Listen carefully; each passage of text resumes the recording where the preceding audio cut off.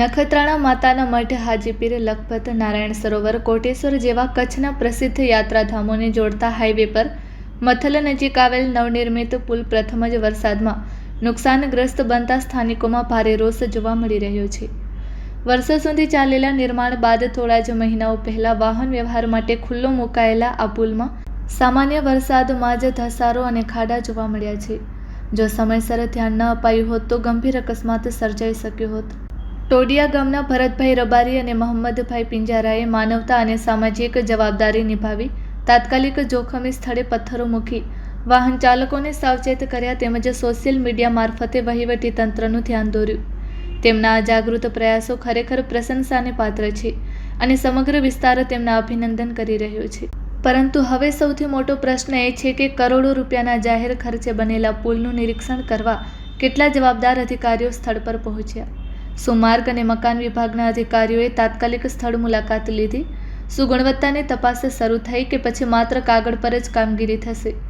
સ્થાનિક લોકોનો આક્ષેપ છે કે જ્યારે કામ ચાલી રહ્યું હતું ત્યારે દેખરેખના દાવા કરવામાં આવ્યા હતા, પરંતુ આજે નુકસાન સામે આવ્યા બાદ જવાબદારો નજરે કેમ પડતા નથી? જનતા માંગ કરી રહી છે કે પુલની ગુણવત્તાની સ્વતંત્ર તકનીકી તપાસ કરવામાં આવે, ગેરંટીની વિગતો જાહેર કરવામાં આવે અને જો બેદરકારી સાબિત થાય તો જવાબદાર અધિકારીઓ અને કોન્ટ્રાક્ટર સામે કડક કાર્યવાહી કરવામાં આવે. જનતાનો એક જ પ્રશ્ન છે, જો જાગૃત ગ્રામજનોએ સમયસર ચેતવણી ન આપી હોત અને કોઈ નિર્દોષનો જીવ ગયો હોત તો તેની જવાબદારી કોણ લેત? Report by Adam Notiyar, bureau chief, Kutch Care TV news.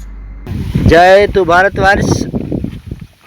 Gujarat, Kutch, Bhuj જિલ્લા નખત્રાણા તાલુકાના માતાના મઢ હાઈવે મથલ ગામ પંચાયત અને ટોડિયા ગ્રામ પંચાયત વચ્ચે આવેલો પુલ.